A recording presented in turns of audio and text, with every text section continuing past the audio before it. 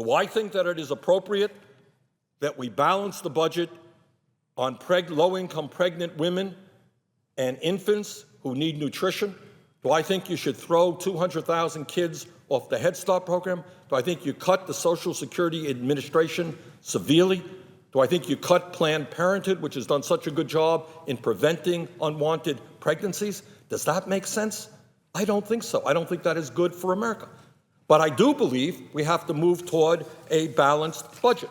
So what is one way to go forward other than savage cuts on programs for the most vulnerable people in this country? And that is, I think we have got to begin talking about revenue, not just cuts. Mr. President, today I will be introducing legislation which does two things. Number one, it creates a Millionaires surtax, which will be used strictly for deficit reduction. It will be a 5.4% surtax on income over $1 million. That says that all households that have income of over $1 million will pay a 5.4% surtax on that income, which will go into an emergency deficit reduction fund. Just doing that, asking millionaires to pay a little bit more in taxes after all of the huge tax breaks they have received, will bring in approximately $50 billion a year. Now, Mr. President, I think that that is a good idea, but it is not just me who thinks it is a good idea. Recently, last week, there was an NBC News Wall Street Journal poll, and they asked the American people, what is the best way to go forward on deficit reduction? 81% of the American people believe it is totally acceptable or mostly acceptable to impose a surtax on millionaires to reduce the deficit. The American people get it.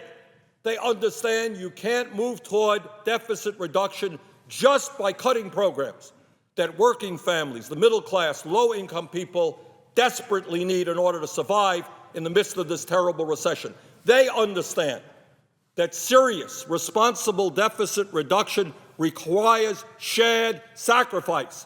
It is insane, and I use that word advisably.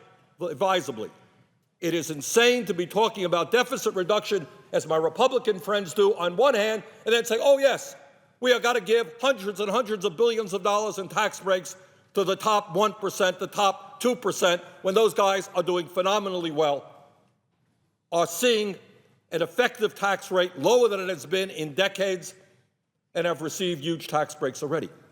Why does anyone think it is moral or right to move toward deficit reduction on the backs of the weak and the vulnerable? I understand, and I know something about politics. I do understand that the parents of kids who are in Head Start do not make large campaign contributions. And I know that the senior citizens of this country who need some help with Social Security do not make large campaign contributions. I understand that. I understand that college students desperately trying to go through college on a Pell Grant do not make large campaign contributions. But there is a sense of morality here that we have to deal with. And I think that it makes no sense. I think it is immoral. I think it is bad economics to balance the budget on the backs of working families while we give continued tax breaks to those people who don't need it.